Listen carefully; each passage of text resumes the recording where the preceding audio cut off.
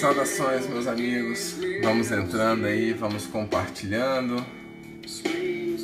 Vamos falar hoje de processo legislativo. Aliás, tem um desafio. Quem conhece esse som? Algum de vocês aí conhece esse som aí que está tocando de fundo?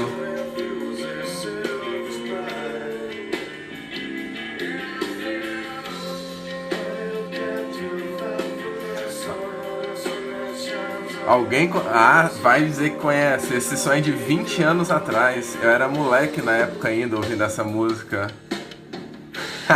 Brinde. Eu ouvi essa banda sem antes ela nem começar a fazer sucesso no Brasil ainda. Ela veio começar a fazer sucesso depois. Ah, seu pai, tá me chamando de velho, aí é sacanagem. Isso se chama Creed. A primeiro CD deles de 1997. Comecei a ouvir antes de fazer sucesso no Brasil. E me chama de velho na cara dura, o pai dela que ouve. Aí não pode, né? Vamos lá então, meus amigos.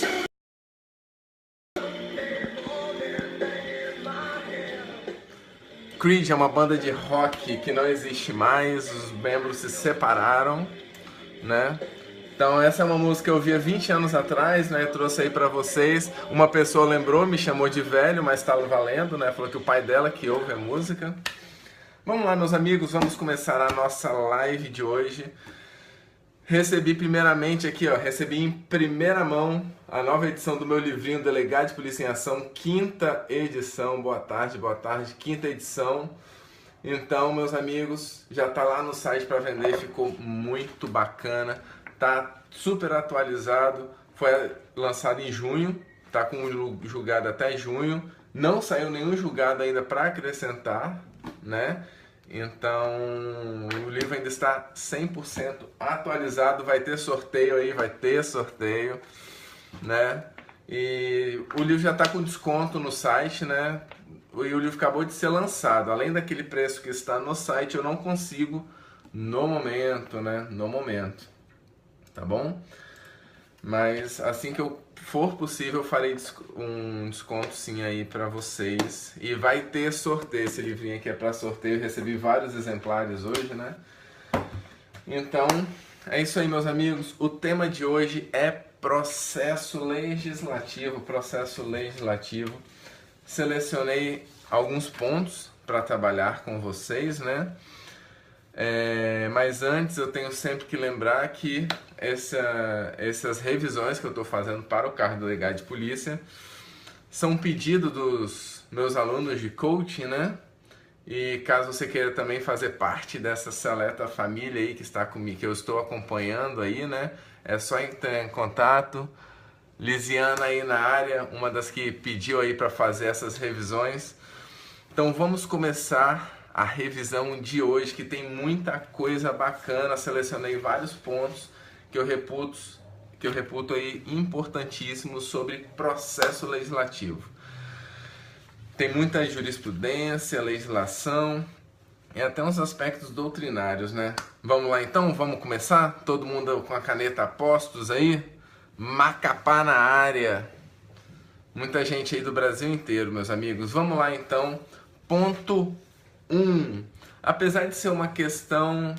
Não acabei o doutorado não. Tô escrevendo a tese, o doutorado acaba em janeiro, fevereiro, por aí, né?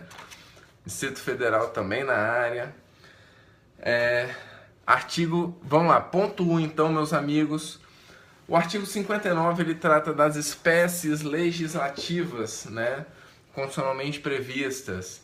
E esse rol é um rol taxativo, né? É uma questão, um ponto simples para a gente começar, o rol é taxativo, mas já cai em algumas questões de concurso isso daí, né? Então, ponto 1, artigo 59, rol taxativo.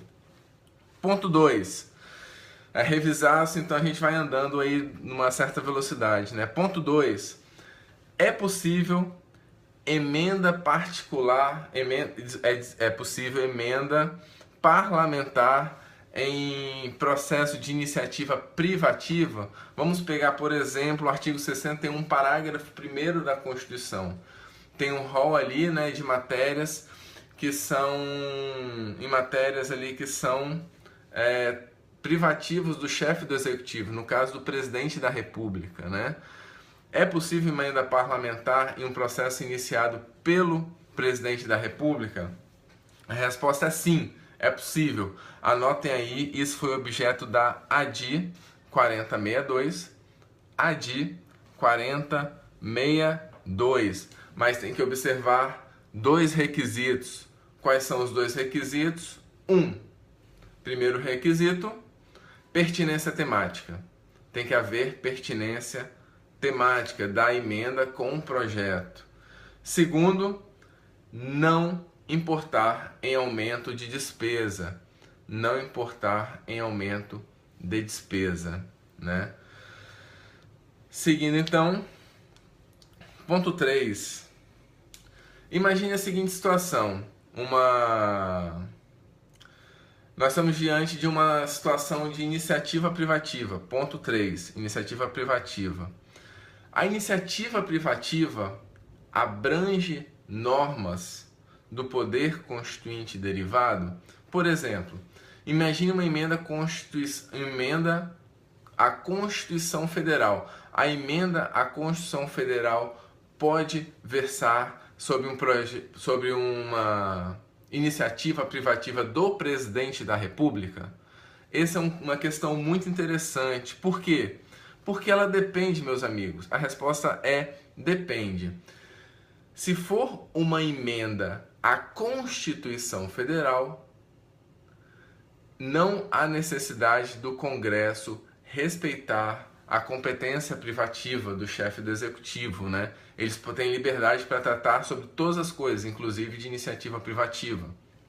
Contudo, se for uma emenda constitucional à Constituição dos Estados, aí sim a iniciativa privativa, que consta do artigo 61, parágrafo 1º da Constituição, por exemplo, ela tem que ser respeitada. Uma emenda constitucional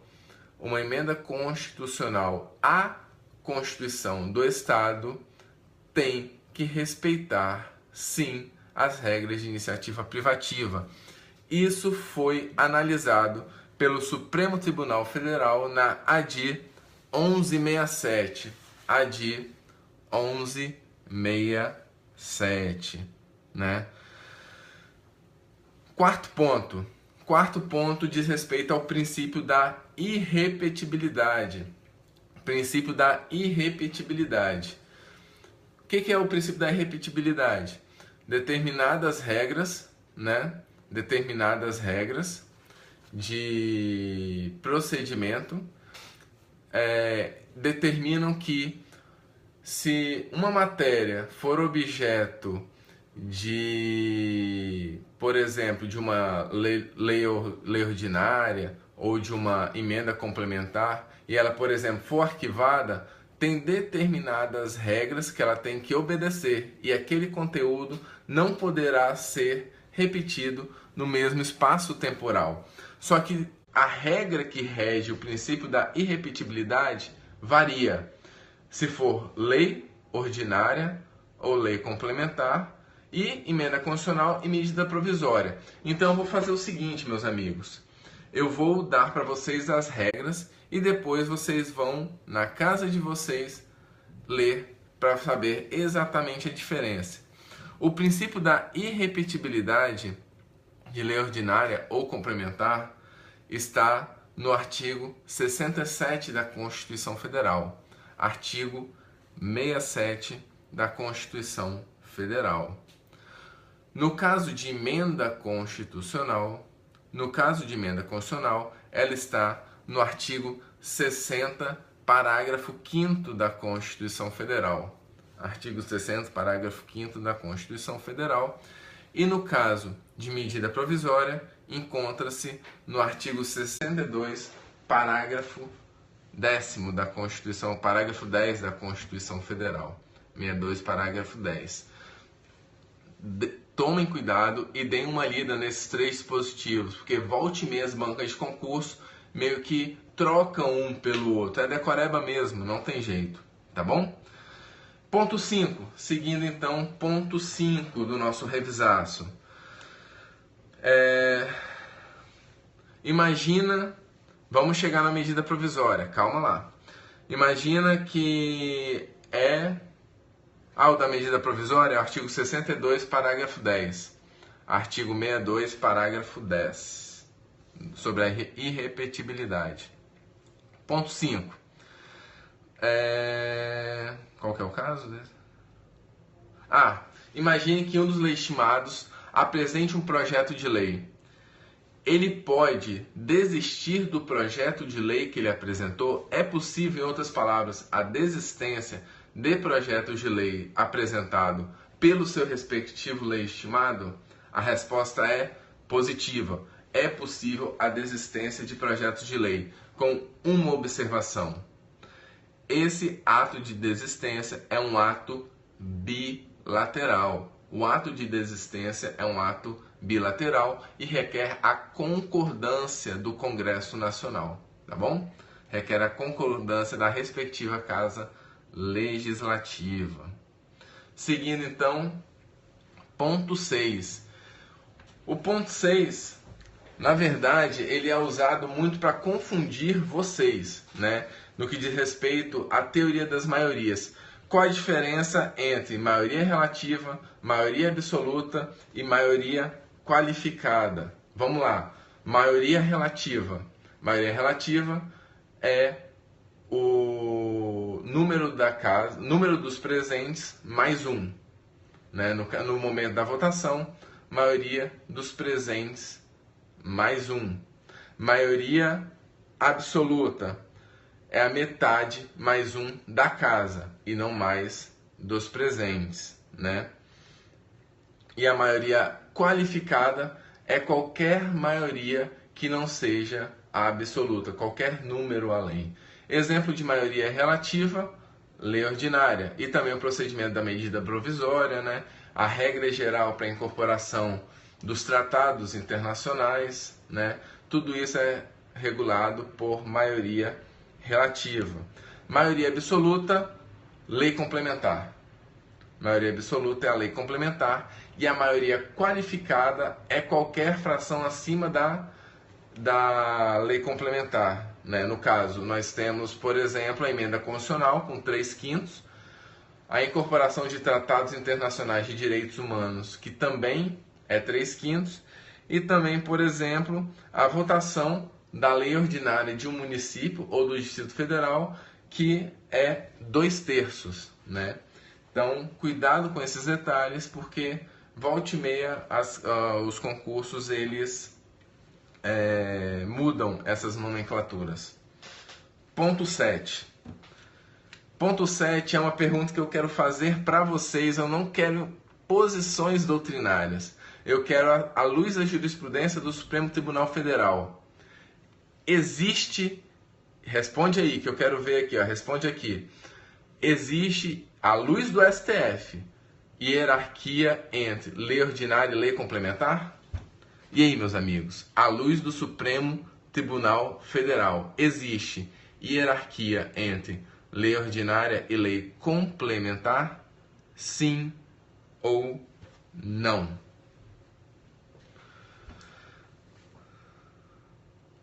Exatamente, não existe. Isso foi objeto do RE 509-300. RE 509-300. Bacana. Nós então, dentro desse contexto, nós temos... Imagine a seguinte situação. Uma lei complementar é aprovada com conteúdo de lei ordinária. Numa futura alteração dessa lei complementar que veicula conteúdo de lei ordinária, na hora de sua alteração, ela tem que ser feita por lei complementar ou pode ser feita por lei ordinária? Repita a pergunta. Imagine a seguinte situação: lei complementar é aprovada, contudo regulando matéria de lei ordinária. Uma futura alteração desta lei complementar, que veicula conteúdo de lei ordinária, tem que se dar por lei complementar ou pode se dar por lei ordinária? Ou seja, nesse caso, uma lei ordinária pode revogar uma lei complementar? Mais uma questãozinha bacana que o STF já se pronunciou e o STF vai falar que sim, lei ordinária poderá revogar essa lei complementar. A alteração dela não tem que se dar por lei complementar. Por quê?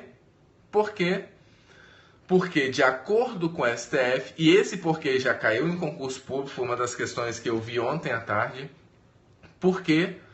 Porque essa lei complementar, ela é materialmente uma lei ordinária. Repito, a lei complementar, ela é materialmente uma lei ordinária, o que justifica a sua alteração, portanto, via lei ordinária, tá bom?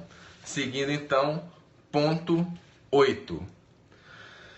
Ponto 8 é a seguinte questão: sanção e veto incide em todas as espécies legislativas? Sanção e veto incide em todas as espécies legislativas? Cuidado, meus amigos, não. Sanção e veto são, como regra, estabelecidos para lei ordinária e lei complementar, consoante artigo 48 da Constituição Federal. Em regra, somente lei ordinária e lei complementar, consoante artigo 48 da Constituição Federal. Existe uma peculiaridade no que diz respeito às medidas provisórias, que é o artigo 62, parágrafo 2º. Anota aí, 62, parágrafo 2º. A MP será encaminhada, sim, para sanção e veto, somente se houver alteração no texto. Somente se houver alteração no texto. Os maiores detalhes no artigo 62, parágrafo 2º da Constituição Federal. E por fim, lembrando que emenda constitucional não tem sanção e veto. Emenda constitucional não tem sanção e veto. Tá bom? E vamos lá. Ponto 9. Sanção presidencial convalida vício de iniciativa? Repito, sanção presidencial convalida vício de iniciativa? A situação é o seguinte: uma determinada matéria era competência privativa do chefe do executivo, só que é iniciado por qualquer motivo que seja no Congresso Nacional e não por ele próprio. Chega até o presidente da República e ele olha aquela situação e fala: pô, bacana, gostei da lei e vou sancionar. Apesar de ser minha iniciativa, apesar de em tese ser da minha iniciativa, eu vou sancionar porque eu gostei dela. A sanção do presidente convalida vício de iniciativa? O STF vai falar que não. Mesmo assim, a lei será inconstitucional. Anotem aí, ADI 2867. ADI 2867. Ponto 10. Fala, Alexandre. Tá sumido, rapaz? Boa tarde. Vamos dar sequência, então. Ponto 10. Os vetos devem ser analisados na ordem cronológica da comunicação ao Senado? Os vetos. O presidente vai vetando e vai encaminhando. Na hora de apreciar o veto, tem que ser apreciado na ordem cronológica que o presidente vai vetando, ou é possível selecionar qualquer dos vetos e colocar para votação? O STF se pronunciou sobre o tema e ele afirmou que não é necessário obedecer à ordem cronológica. Não é necessário obedecer à ordem cronológica. Isso consta do MS 31816. MS 31816. E detalhe, em uma questão que eu vi do Ministério Público sobre o tema, ele foi questionado a questão de concurso queria que o candidato soubesse, além da resposta negativa, o fundamento. O fundamento é o quê? Qual foi a justificativa do STF para não obedecer a ordem cronológica? Porque isso se baseia em um costume constitucional. Um costume constitucional de não observar a ordem cronológica, né? Seguindo então, ponto 11. Ponto 11. Presidente da República pode vetar somente palavras? Ou ele tem que necessariamente vetar um parágrafo, um artigo, né, o caput, um inciso?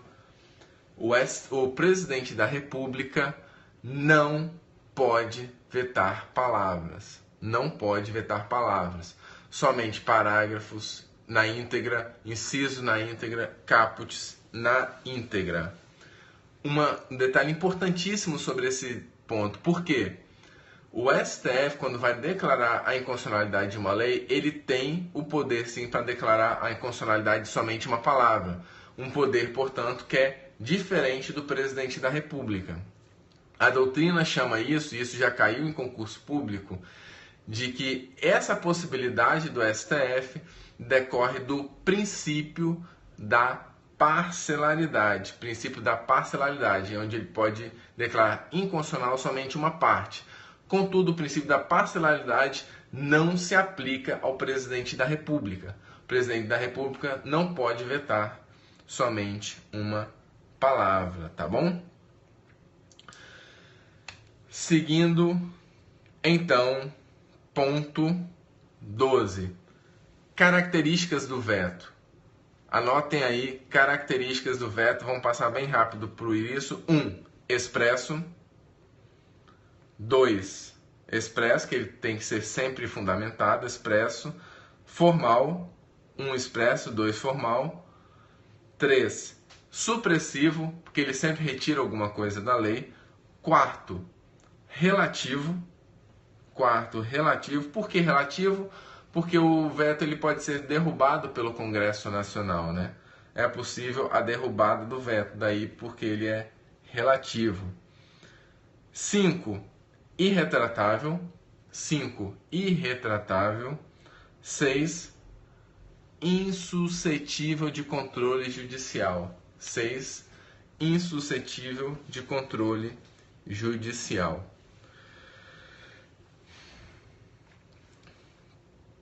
Seguindo então, ponto 13, meus amigos. Ponto 13. E essa questão já caiu em concurso várias vezes. E eu sei que muita gente já errou. Pergunto para vocês: é possível promulgação sem sanção? De lei, estamos falando de lei, não de emenda constitucional, por óbvio, né? É possível promulgação sem sanção de uma lei? E aí, questãozinha de concurso. Bacana. É possível promulgação de lei sem sanção? Sim, como o colega bem falou, é possível. Qual é o caso? Quando o presidente veta,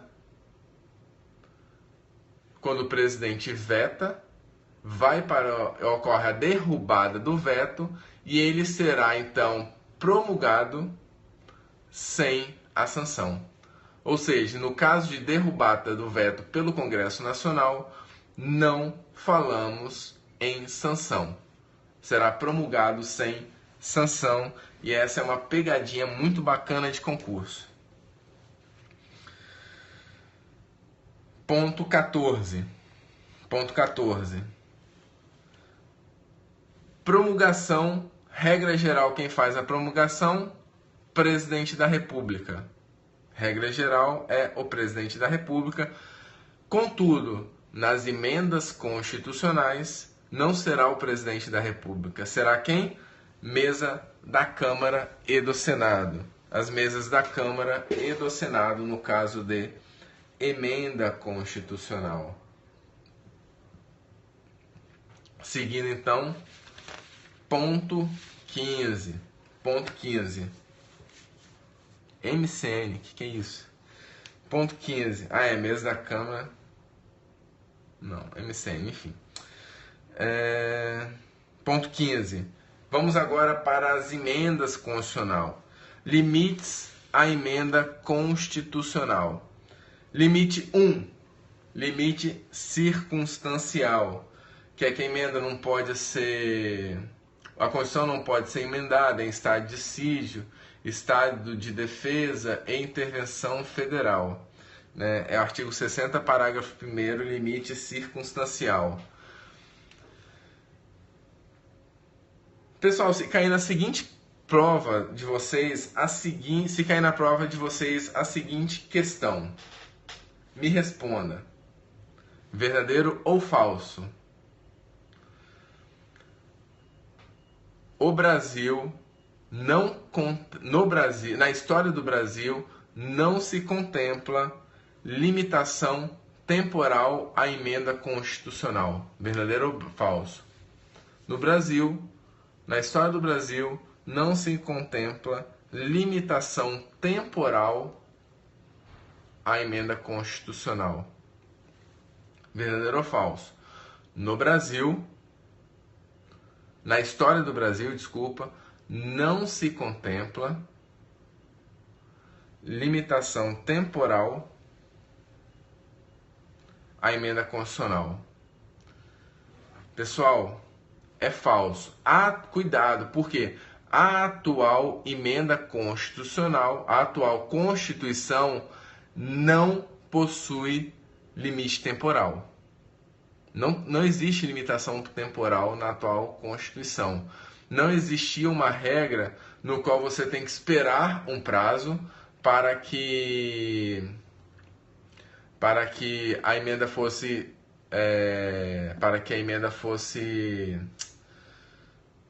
publicada, fosse criada, para que a Constituição fosse emendada. Não existe um prazo. Aquela emenda de revisão do artigo 3º da DCT não é hipótese de limitação temporal. Contudo, na história do Brasil, sim, existe uma Constituição, a Constituição de 1824, que teve limitação temporal. Na história do constitucionalismo brasileiro, existe sim limitação temporal. Na atual, não. Tá bom? Então, seguindo então, limitação formal diz respeito ao procedimento, não vou entrar em detalhes, é só vocês lerem lá o artigo 60 da Constituição, né? Limitação material, nós temos dois tipos de limitação material: explícito, que são as cláusulas pétreas, 60, parágrafo 4º, e os limites implícitos à emenda constitucional. Quais são os 4 limites implícitos à emenda constitucional? 1. Titular do poder constituinte originário, que é o povo. 1. A titularidade do poder constituinte originário, que é o povo. 2. A titularidade do poder constituinte derivado, que é o Congresso Nacional. Repetindo, titularidade do poder constituinte derivado, que é o Congresso Nacional. 3. Procedimento de alteração das emendas. 3. Procedimento de alteração das emendas. 4. A norma que prevê as cláusulas pétreas. A própria redação das cláusulas pétreas é uma cláusula pétrea em si mesma. Tá bom? Sobre esse ponto, tem um detalhe muito bacana, já caiu para procurador do Estado essa questão, já caiu para magistratura, já caiu para MP, não caiu para delegado ainda, mas pode vir a cair, que é o seguinte: é possível no Brasil a adoção da teoria da dupla revisão constitucional? É possível no Brasil a adoção da teoria da dupla revisão constitucional? A teoria da dupla revisão constitucional foi criada pelo português Jorge Miranda, Foi criado em Portugal por Jorge Miranda para possibilitar a entrada de Portugal na União Europeia. O que constituía essa teoria da dupla revisão constitucional? Primeiro eu faço uma alteração da Constituição excluindo as cláusulas pétreas e, em segundo momento, eu faço todas as alterações que eu quero, restabelecendo nesse segundo momento as cláusulas pétreas. Afinal de contas, tal como na Constituição brasileira e na Constituição portuguesa, o artigo 60, parágrafo 4º, não é, pelo texto constitucional, uma cláusula pétrea. Só que no Brasil a doutrina defende que isso não seria possível. Por quê?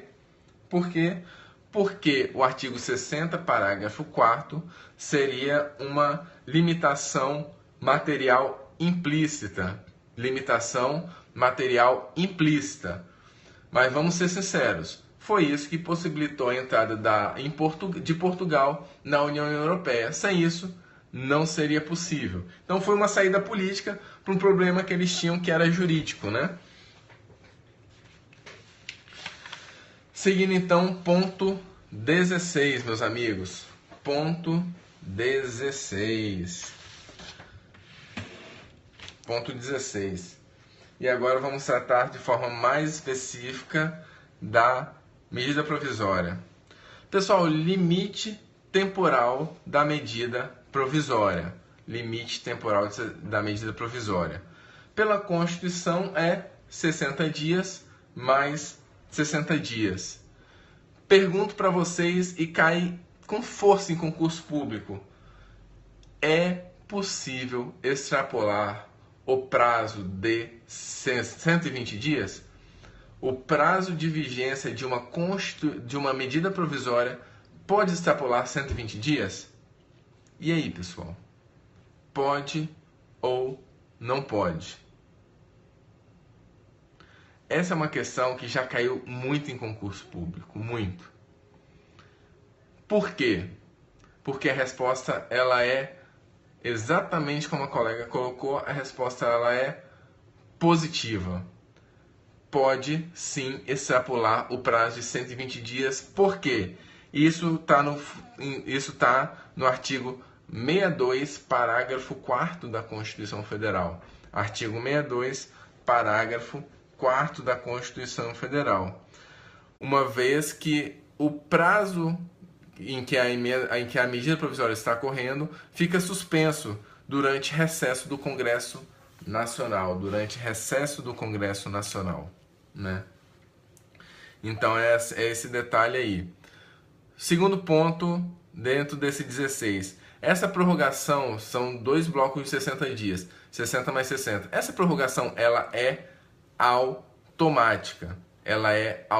A prorrogação de 60 mais 60, ela é automática. No que diz respeito às medidas provisórias ainda, eu quero que vocês deem importante atenção para os parágrafos. Lê com bastante cuidado. Foram os que eu mais vi caindo em concurso público. Parágrafos 1º, artigo 62, parágrafos 1º, 3º, 6º, 10º e 11. 1, 3, 6, 10 e 11. Anota aí para vocês não esquecerem, tá bom? Ponto 17. Também esse é um detalhe que vocês podem passar despercebidos. Publicação de medida provisória. Pessoal, verdadeiro ou falso? Publicação de medida provisória revoga a lei. Publicação de medida provisória revoga lei. VOF, publicação de medida provisória revoga lei. Muito bom. Falso. Por quê? A publicação da medida provisória suspende a eficácia da lei. O que revoga a lei é somente a lei de conversão da medida provisória. Durante todo o trâmite da medida provisória, a lei ela fica o quê? Com eficácia suspensa. publicou a lei de conversão, é revogada. Tá bom? Seguindo então, ponto 18. Ponto 18.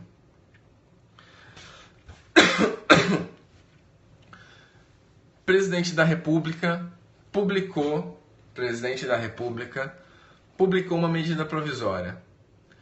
Só que ele acredita que aquela medida provisória não é interessante e ele deseja, então, retirar da apreciação do Congresso Nacional uma medida provisória publicada. Portanto, pergunto, pode o presidente da República tirar da apreciação do Congresso Nacional uma medida provisória publicada? Cuidado, pessoal, cuidado, porque não é possível. Não é possível, a partir do momento que ocorre o envio para o Congresso Nacional, que o presidente da República retire da apreciação do Congresso, uma vez já publicada a medida provisória. Tá bom? Vamos então, seguindo, ponto 19. E é o último ponto de hoje, dos pontos mais relevantes sobre processo legislativo, meus amigos, nesse nosso revisaço.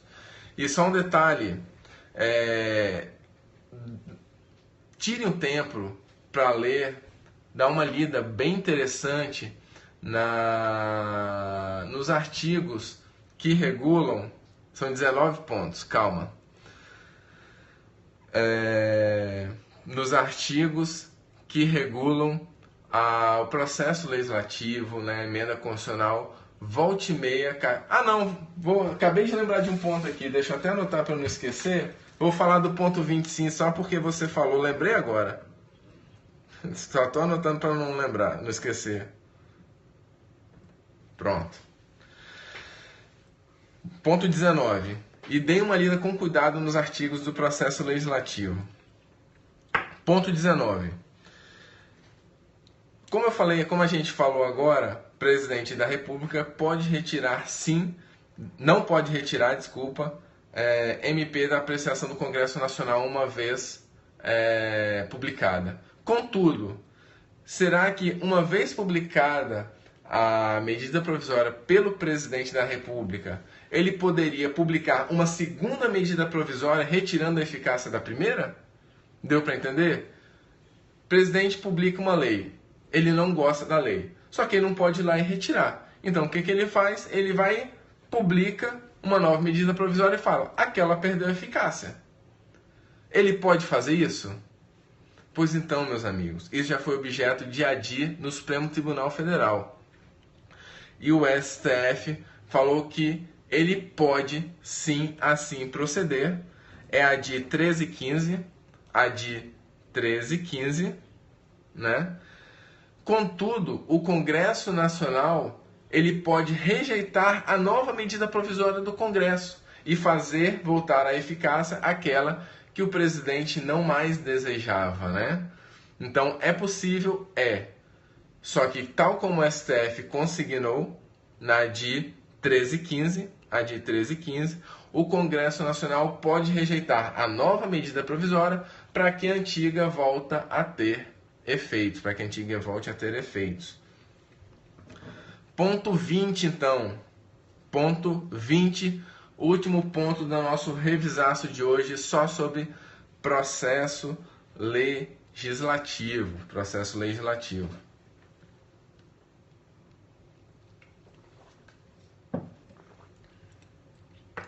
Vamos lá então, imagine a seguinte situação, o presidente da República publica a medida provisória, vai para o Congresso, o Congresso pode fazer emendas, as emendas, elas têm que ter determinada pertinência temática, só que era muito comum, uma prática muito comum do Congresso Nacional, que essas emendas fossem aproveitadas muitas vezes para veicular determinado tema sem vinculação direta com aquela medida provisória. Isso é o que a STF chamou de contrabando legislativo. Contrabando legislativo, também conhecido como rabo da lei. Rabo da lei ou cauda da lei. Cauda da lei, rabo da lei ou contrabando legislativo. São 3 nomes para a mesma prática. Isso consta, também conhecido como riders, bem colocado, também conhecido como riders. Uma prática que foi vetada nos Estados Unidos, né? E foi veiculada na ADI 5127. ADI 5127. Só que tenham em mente uma observação relevantíssima sobre o tema. Informação relevantíssima sobre o tema. Qual é? O STF concedeu. Ele falou que esse tipo de prática é inconstitucional e viola o devido processo legislativo, aspectos democráticos e tal. Só que o STF concedeu efeito ex nunc, ou seja, efeito não retroativo, e falou que todos aqueles casos em que até aquele momento essa prática tinha acontecido, essa prática, o contrabando legislativo, ele seria mantido sim no ordenamento jurídico, né? Então, essa prática do Congresso Nacional, até a decisão do STF, foi aceita por causa da concessão do efeito ex nunc na ADI 5127. ADI 5127. O principal argumento do STF foi para manter, no caso, a segurança jurídica, mas para declarar a inconstitucionalidade dessa prática foi violação do devido processo legislativo, que não custa nada eles perguntarem o fundamento. Violação do devido processo legislativo. E 2, violação dos aspectos democráticos. Repito, o STF, nessa decisão relativa ao contrabando legislativo, ele falou que tal prática viola a Constituição Federal e é contrária ao devido processo legislativo e à democracia. Contudo, o STF deu efeitos ex nunc a essa decisão, ou seja, todas as hipóteses de contrabando legislativo até a decisão do STF serão mantidas e serão aceitas no ordenamento jurídico. A inconstitucionalidade somente tem efeito a partir daquela decisão em diante. Entendeu? Todos os contrabandos legislativos, então, estão mantidos no ordenamento jurídico brasileiro até a decisão do Supremo Tribunal Federal. Tá? Finalizamos assim o nosso ponto 20 de processo legislativo, os pontos que eu reputo mais importante, além da leitura das normas da Constituição Federal, tá bom?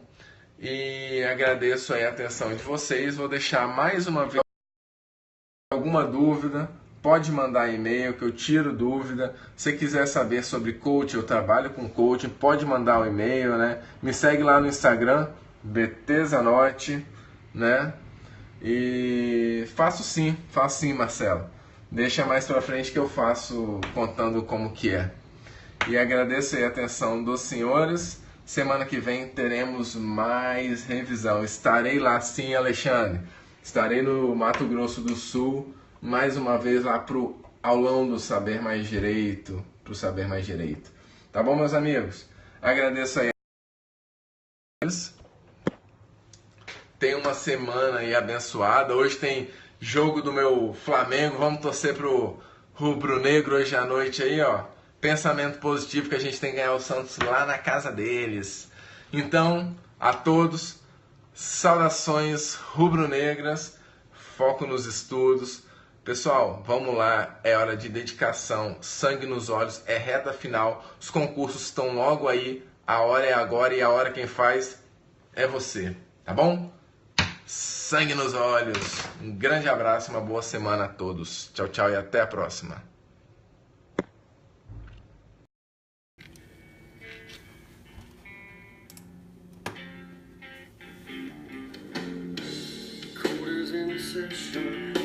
The verdict is in. No appeal on the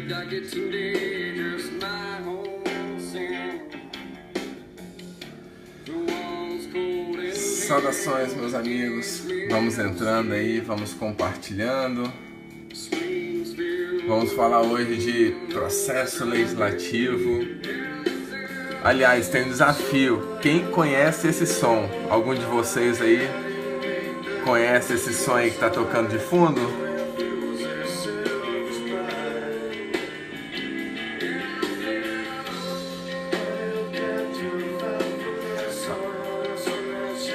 Alguém vai dizer que conhece. Esse som é de 20 anos atrás. Eu era moleque na época ainda ouvindo essa música. Brinde. Eu ouvi essa banda sem antes ela nem começar a fazer sucesso no Brasil ainda. Ela veio começar a fazer sucesso depois. Ah, seu pai, tá me chamando de velho, aí é sacanagem. Isso se chama Creed. A primeiro CD deles de 1997. Comecei a ouvir antes de fazer sucesso no Brasil. E me chama de velho na cara dura, o pai dela que ouve. Aí não pode, né? Vamos lá então, meus amigos.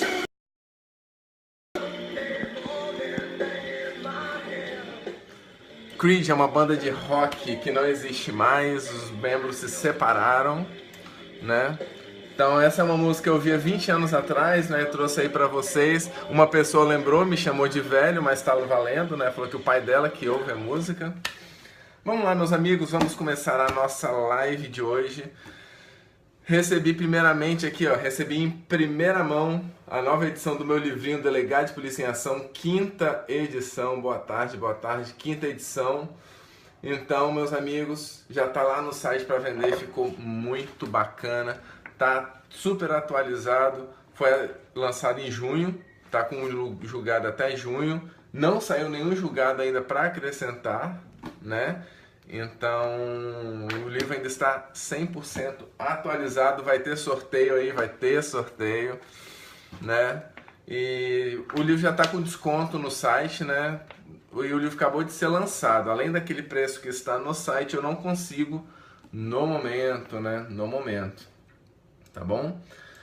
Mas assim que for possível, eu farei um desconto sim aí pra vocês. E vai ter sorteio, esse livrinho aqui é pra sorteio, eu recebi vários exemplares hoje, né? Então, é isso aí, meus amigos. O tema de hoje é processo legislativo, Selecionei alguns pontos para trabalhar com vocês, né? Mas antes eu tenho sempre que lembrar que essas revisões que eu estou fazendo para o cargo de delegado de polícia são um pedido dos meus alunos de coaching, né? E caso você queira também fazer parte dessa seleta família aí que está comigo, que eu estou acompanhando aí, né? É só entrar em contato. Lisiana aí na área, uma das que pediu aí para fazer essas revisões. Então vamos começar a revisão de hoje, que tem muita coisa bacana. Selecionei vários pontos que eu reputo aí importantíssimos sobre processo legislativo. Tem muita jurisprudência, legislação e até uns aspectos doutrinários, né? Vamos lá então, vamos começar? Todo mundo com a caneta a postos aí? Macapá na área.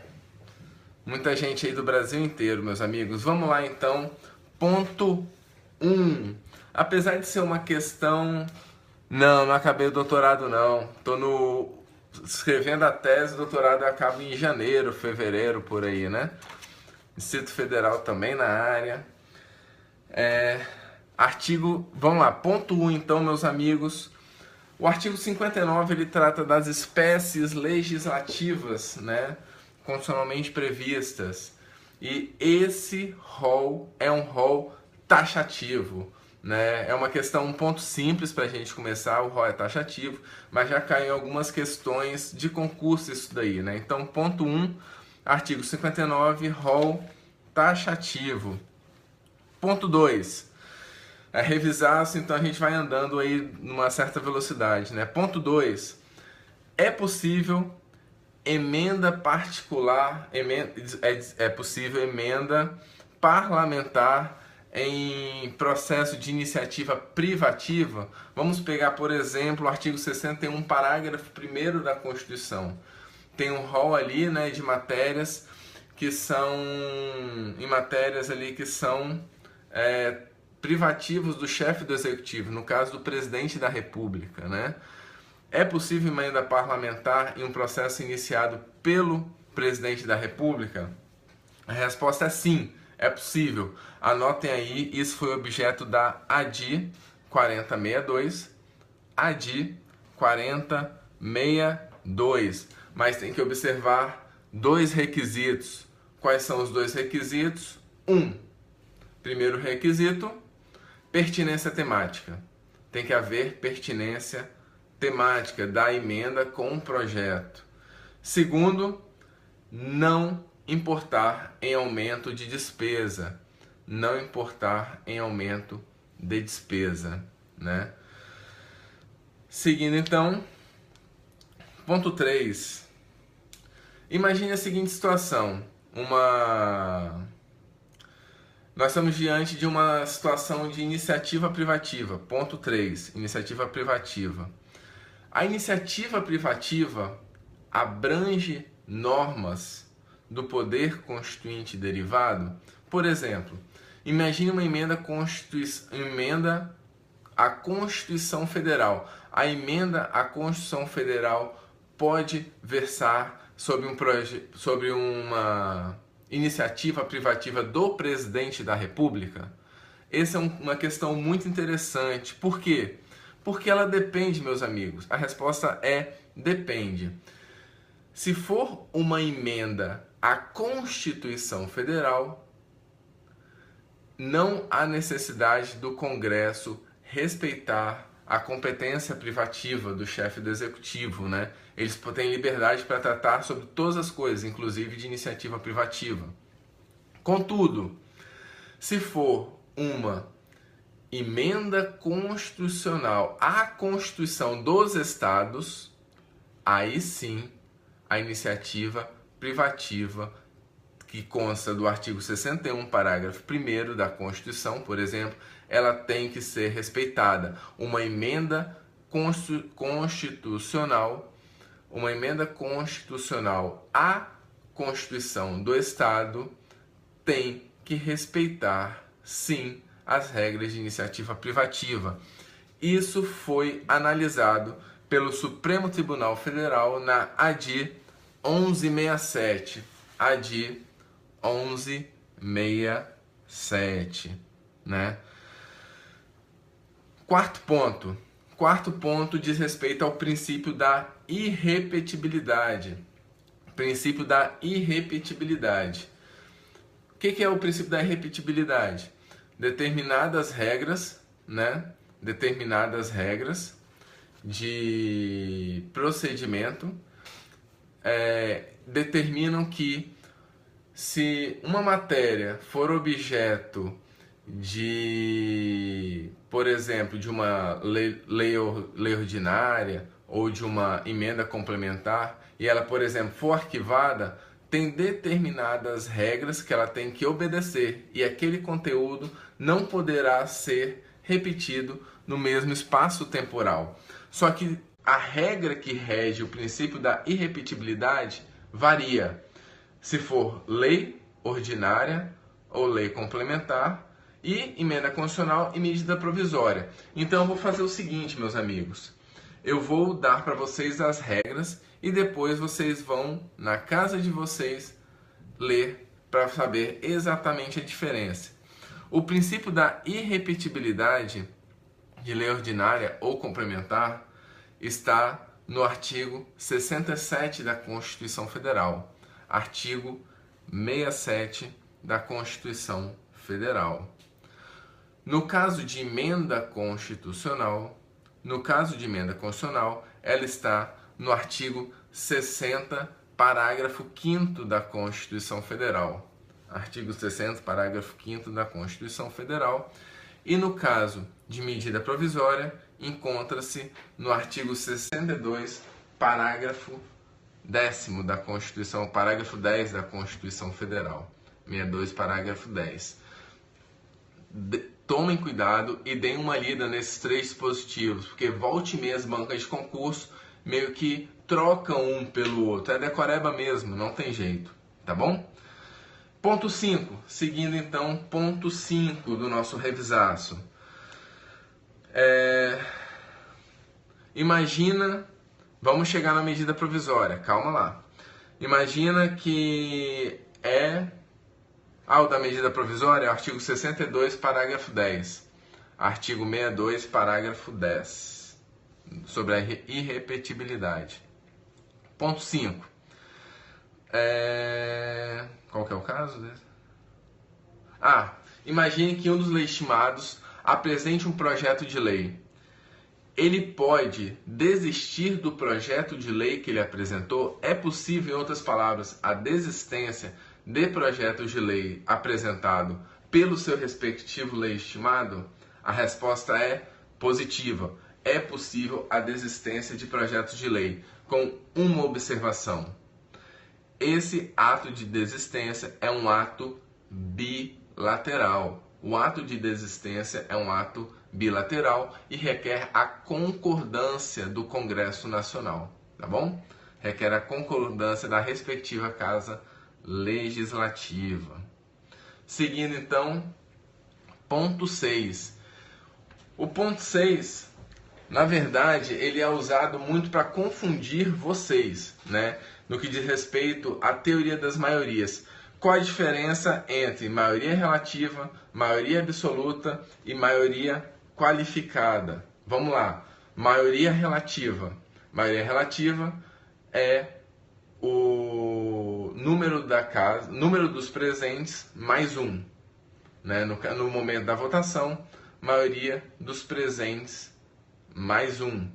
Maioria absoluta é a metade mais um da casa e não mais dos presentes, né? E a maioria qualificada é qualquer maioria que não seja a absoluta, qualquer número além. Exemplo de maioria relativa, lei ordinária, e também o procedimento da medida provisória, né? A regra geral para a incorporação dos tratados internacionais, né? Tudo isso é regulado por maioria relativa. Maioria absoluta, lei complementar. Maioria absoluta é a lei complementar e a maioria qualificada é qualquer fração acima da lei complementar, né? No caso, nós temos, por exemplo, a emenda constitucional com 3/5, a incorporação de tratados internacionais de direitos humanos, que também é 3/5, e também, por exemplo, a votação da lei ordinária de um município ou do Distrito Federal, que é 2/3, né? Então, cuidado com esses detalhes, porque volta e meia os concursos eles mudam essas nomenclaturas. Ponto 7. Ponto 7 é uma pergunta que eu quero fazer para vocês. Eu não quero posições doutrinárias. Eu quero, à luz da jurisprudência do Supremo Tribunal Federal, existe, responde aí que eu quero ver aqui, ó, responde aqui. Existe, à luz do STF, hierarquia entre lei ordinária e lei complementar?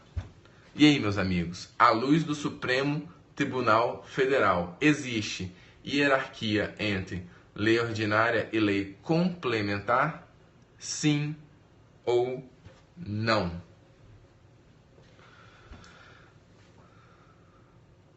Exatamente, não existe. Isso foi objeto do RE 509.300. RE 509.300. Bacana. Nós então, dentro desse contexto, nós temos... Imagine a seguinte situação. Uma lei complementar é aprovada com conteúdo de lei ordinária. Numa futura alteração dessa lei complementar que veicula conteúdo de lei ordinária, na hora de sua alteração, ela tem que ser feita por lei complementar ou pode ser feita por lei ordinária? Repita a pergunta. Imagine a seguinte situação: lei complementar é aprovada, contudo regulando matéria de lei ordinária. uma futura alteração desta lei complementar, que veicula conteúdo de lei ordinária, tem que se dar por lei complementar ou pode se dar por lei ordinária? Ou seja, nesse caso, uma lei ordinária pode revogar uma lei complementar? Mais uma questãozinha bacana que o STF já se pronunciou e o STF vai falar que sim, lei ordinária poderá revogar essa lei complementar. A alteração dela não tem que se dar por lei complementar. Por quê? Porque, de acordo com o STF, e esse porquê já caiu em concurso público, foi uma das questões que eu vi ontem à tarde, por quê? Porque essa lei complementar, ela é materialmente uma lei ordinária. Repito, a lei complementar, ela é materialmente uma lei ordinária, o que justifica a sua alteração, portanto, via lei ordinária, tá bom? Seguindo então, ponto 8.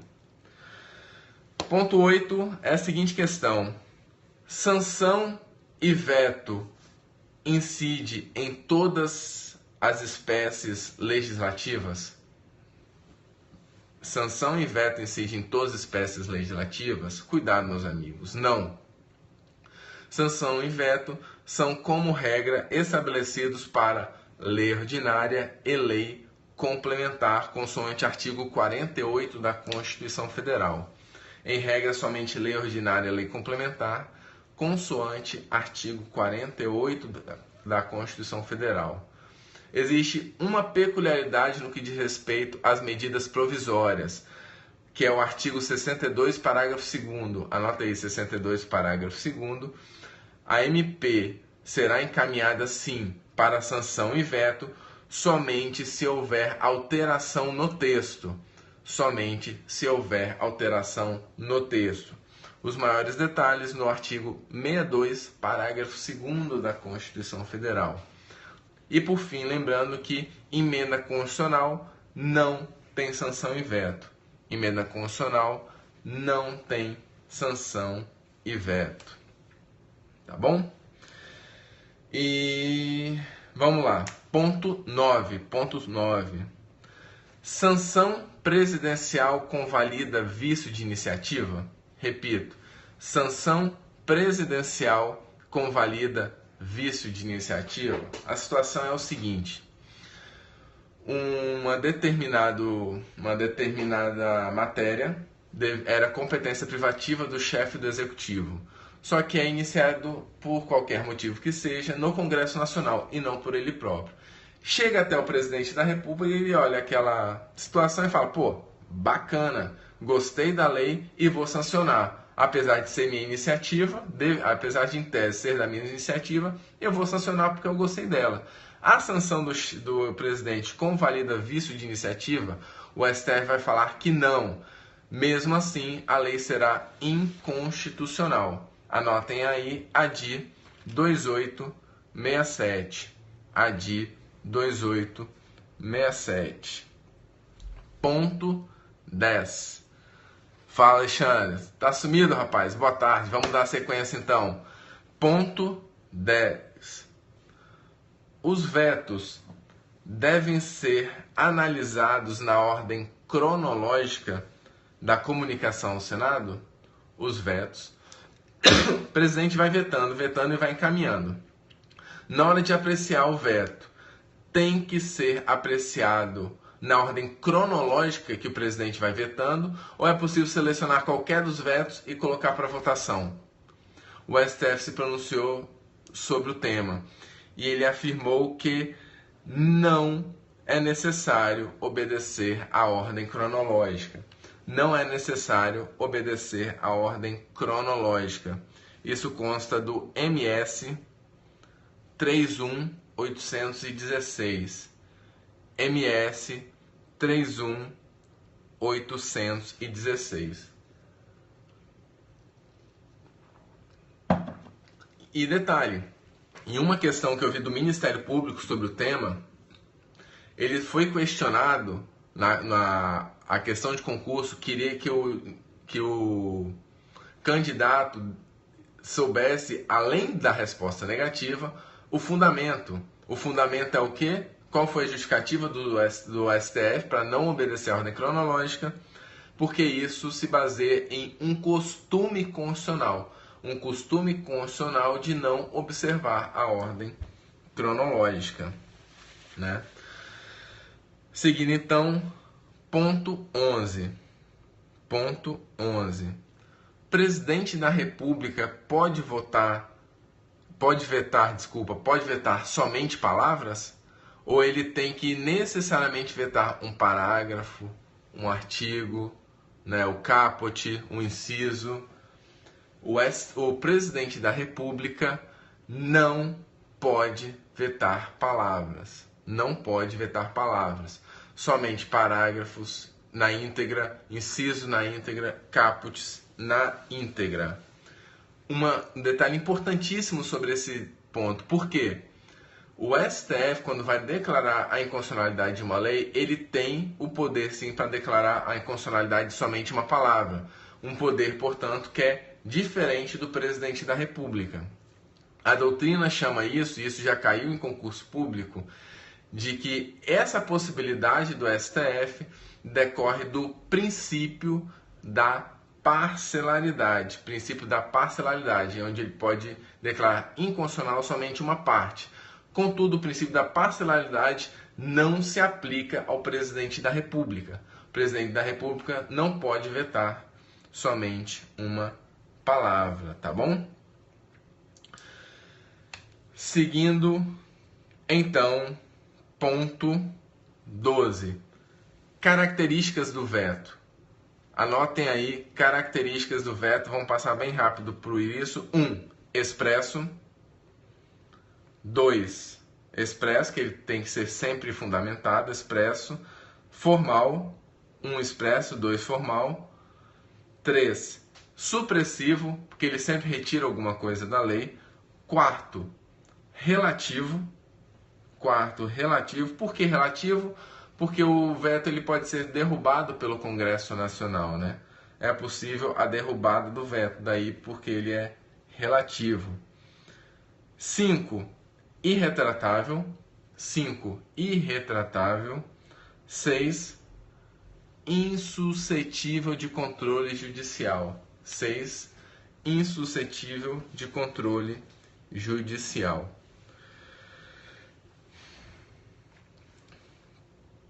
Seguindo então, ponto 13, meus amigos. Ponto 13. E essa questão já caiu em concurso várias vezes. E eu sei que muita gente já errou. Pergunto para vocês: é possível promulgação sem sanção? De lei, estamos falando de lei, não de emenda constitucional, por óbvio, né? É possível promulgação sem sanção de uma lei? E aí, questãozinha de concurso. Bacana. É possível promulgação de lei sem sanção? Sim, como o colega bem falou, é possível. Qual é o caso? Quando o presidente veta,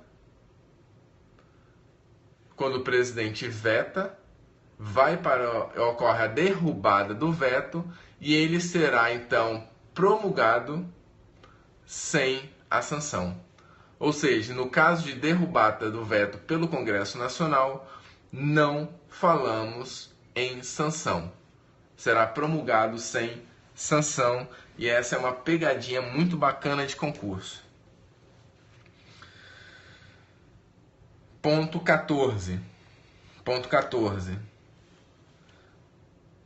Promulgação, regra geral, quem faz a promulgação?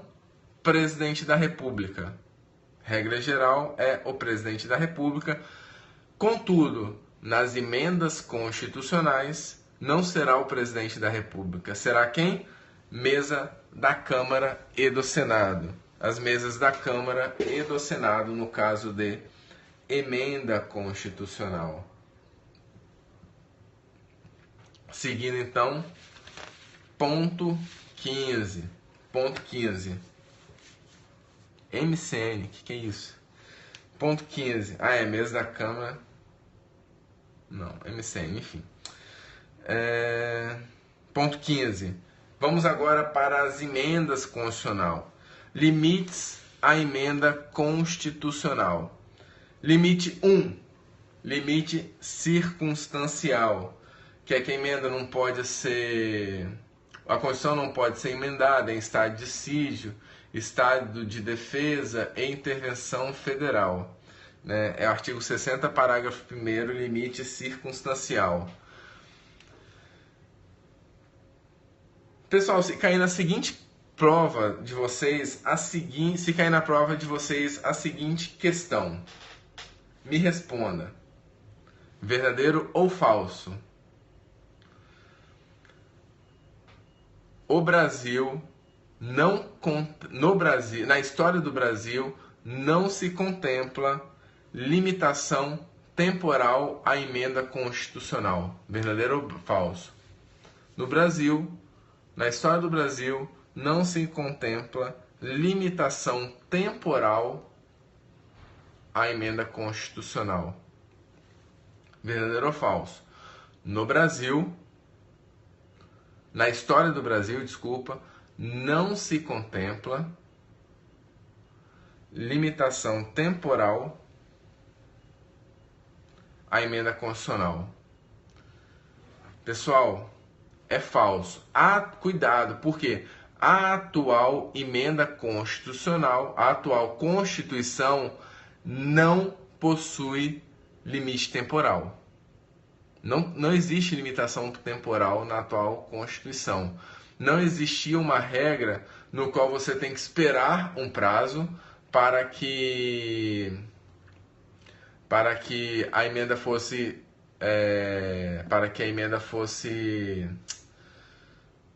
publicada, fosse criada, para que a Constituição fosse emendada. Não existe um prazo. Aquela emenda de revisão do artigo 3º ADCT não é hipótese de limitação temporal. Contudo, na história do Brasil, sim, existe uma Constituição, a Constituição de 1824, que teve limitação temporal. Na história do constitucionalismo brasileiro, existe sim limitação temporal. Na atual, não. Tá bom?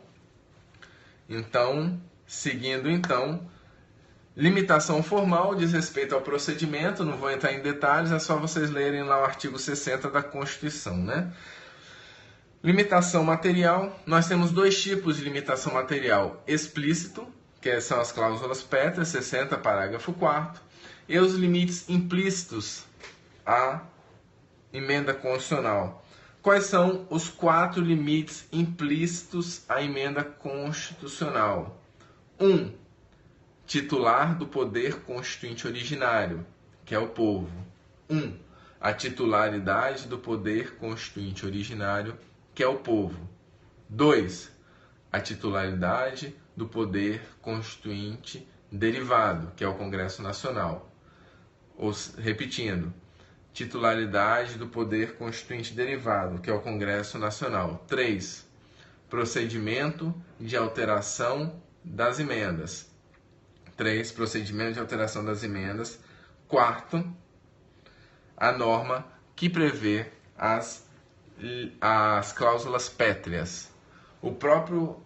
A própria redação das cláusulas pétreas é uma cláusula pétrea em si mesma. Tá bom?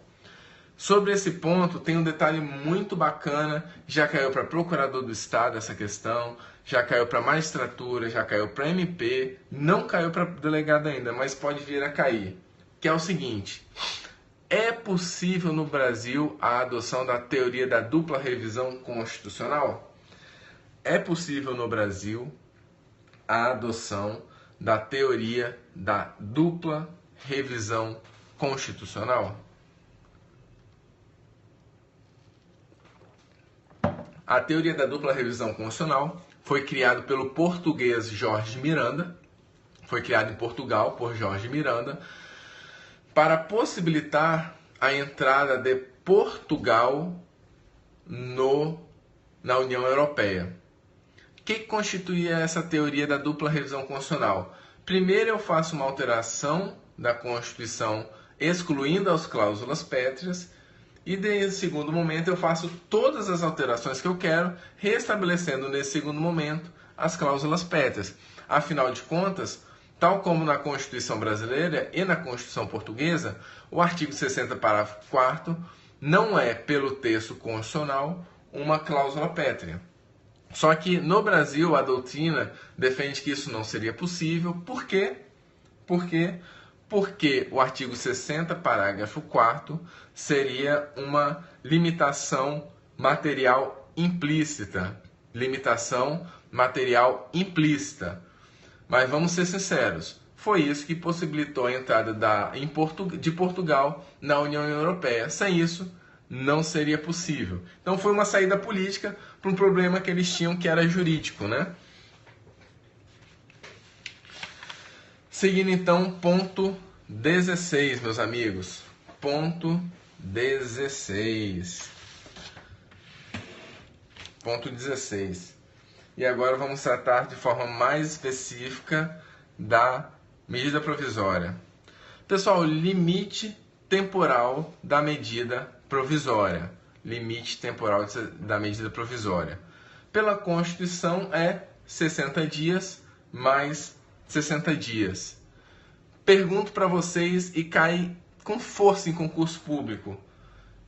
É possível extrapolar o prazo de 120 dias?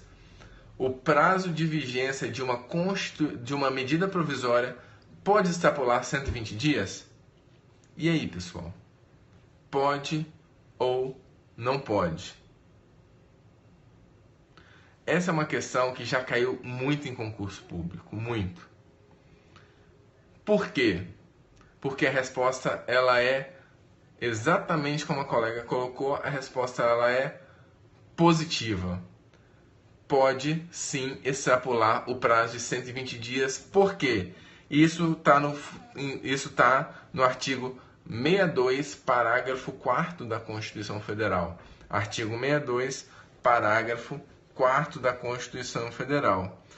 Uma vez que o prazo em que a medida provisória está correndo fica suspenso durante recesso do Congresso Nacional. Né? Então é esse detalhe aí. Segundo ponto, dentro desse 16. Essa prorrogação são 2 blocos de 60 dias. 60 mais 60. Essa prorrogação ela é automática. A prorrogação de 60 mais 60, ela é automática. No que diz respeito às medidas provisórias ainda, eu quero que vocês deem importante atenção para os parágrafos. Lê com bastante cuidado. Foram os que eu mais vi caindo em concurso público. Parágrafos 1º, artigo 62, parágrafos 1º, 3º, 6º, 10º e 11. 1, 3, 6, 10 e 11. Anota aí para vocês não esquecerem, tá bom? Ponto 17. Também esse é um detalhe que vocês podem passar despercebidos. Publicação de medida provisória. Pessoal, verdadeiro ou falso? Publicação de medida provisória revoga a lei. Publicação de medida provisória revoga lei. VOF, publicação de medida provisória revoga lei. Muito bom. Falso. Por quê? A publicação da medida provisória suspende a eficácia da lei. O que revoga a lei é somente a lei de conversão da medida provisória. Durante todo o trâmite da medida provisória, a lei ela fica o quê? Com eficácia suspensa. Publicou a lei de conversão, é revogada. Tá bom? Seguindo então, ponto Ponto 18.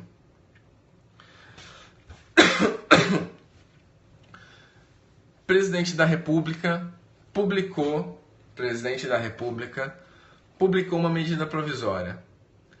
Só que ele acredita que aquela medida provisória não é interessante e ele deseja, então, retirar da apreciação do Congresso Nacional uma medida provisória publicada. Portanto, pergunto, pode o presidente da República tirar da apreciação do Congresso Nacional uma medida provisória publicada? Cuidado, pessoal, cuidado, porque não é possível. Não é possível, a partir do momento que ocorre o envio para o Congresso Nacional, que o presidente da República retire da apreciação do Congresso, uma vez já publicada a medida provisória. Tá bom? Vamos então, seguindo, ponto 19. E é o último ponto de hoje, dos pontos mais relevantes sobre processo legislativo, meus amigos, nesse nosso revisaço. E só um detalhe, tire um tempo para ler, dar uma lida bem interessante nos artigos que regulam, são 19 pontos, calma. Nos artigos que regulam o processo legislativo, né, emenda constitucional, volte e meia. Acabei de lembrar de um ponto aqui, deixa eu até anotar para não esquecer. Vou falar do ponto 25 só porque você falou, lembrei agora.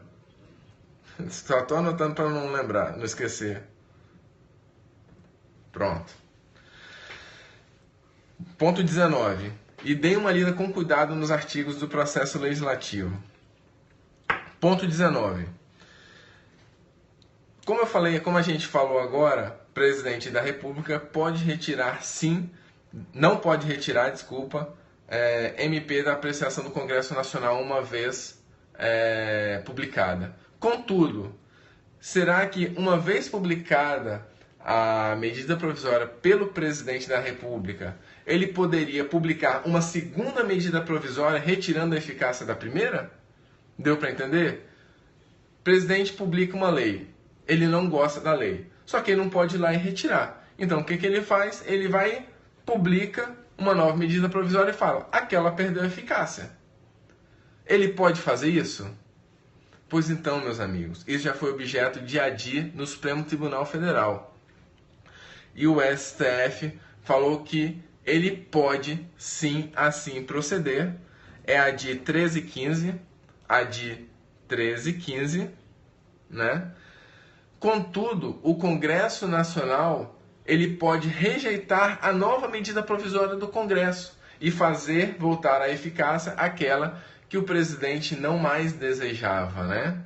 Então, é possível, Só que, tal como o STF consignou na ADI 1315, o Congresso Nacional pode rejeitar a nova medida provisória para que a antiga volte a ter efeitos. Ponto 20, então. Ponto 20, último ponto do nosso revisaço de hoje, só sobre processo legislativo.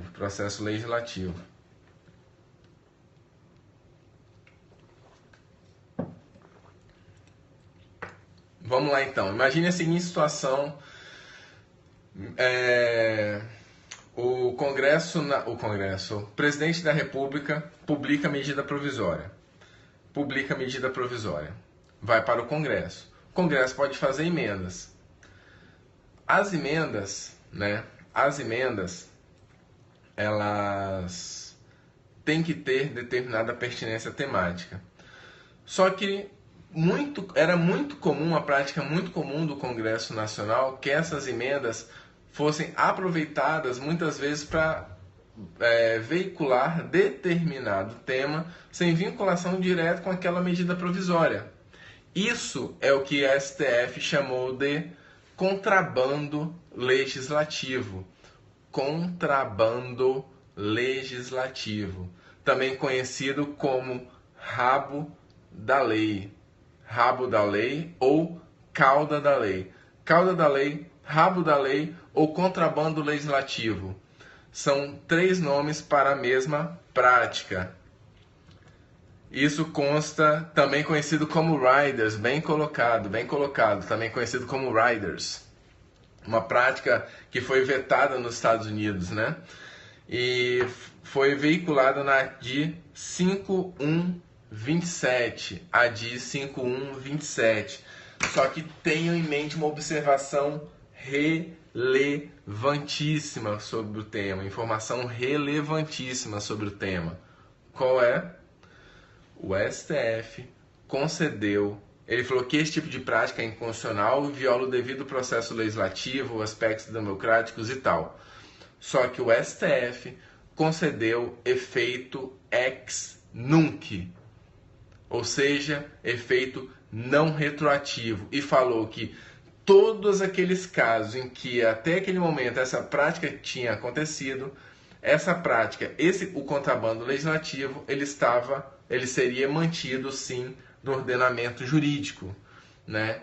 Então, essa prática do Congresso Nacional, até a decisão do STF, foi aceita por causa da concessão do efeito ex nunc na ADI 5127. ADI 5127.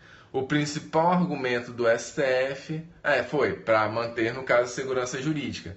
Mas para declarar a inconstitucionalidade dessa prática foi 1. Violação do devido processo legislativo, que não custa nada eles perguntarem o fundamento. 1. Violação do devido processo legislativo. E 2. Violação dos aspectos democráticos. Repito, o STF, nessa decisão relativa ao contrabando legislativo, ele falou que tal prática viola a Constituição Federal e é contrária ao devido processo legislativo e à democracia. Contudo, o STF deu efeitos ex nunc a essa decisão, ou seja, todas as hipóteses de contrabando legislativo até a decisão do STF serão mantidas e serão aceitas no ordenamento jurídico. A inconstitucionalidade somente tem efeito a partir daquela decisão em diante. Entendeu? Todos os contrabandos legislativos, então, estão mantidos no ordenamento jurídico brasileiro até a decisão do Supremo Tribunal Federal. Tá? Finalizamos assim o nosso ponto 20 de processo legislativo, os pontos que eu reputo mais importante, além da leitura das normas da Constituição Federal, tá bom? E agradeço aí a atenção de vocês, vou deixar mais uma vez alguma dúvida, pode mandar e-mail que eu tiro dúvida. Se quiser saber sobre coaching, eu trabalho com coaching, pode mandar um e-mail, né? Me segue lá no Instagram, btzanotti, né? E faço sim, Marcelo. Deixa mais pra frente que eu faço contando como que é. E agradeço aí a atenção dos senhores. Semana que vem teremos mais revisão. Estarei lá sim, Alexandre. Estarei no Mato Grosso do Sul, mais uma vez lá pro aulão do Saber Mais Direito. Tá bom, meus amigos? Agradeço aí. Tem uma semana aí abençoada. Hoje tem jogo do meu Flamengo. Vamos torcer pro rubro-negro hoje à noite aí, ó. Pensamento positivo que a gente tem que ganhar o Santos lá na casa deles. Então, a todos, saudações rubro-negras, foco nos estudos. Pessoal, vamos lá, é hora de dedicação, sangue nos olhos, é reta final. Os concursos estão logo aí, a hora é agora e a hora quem faz é você, tá bom? Sangue nos olhos. Um grande abraço, uma boa semana a todos. Tchau, tchau e até a próxima.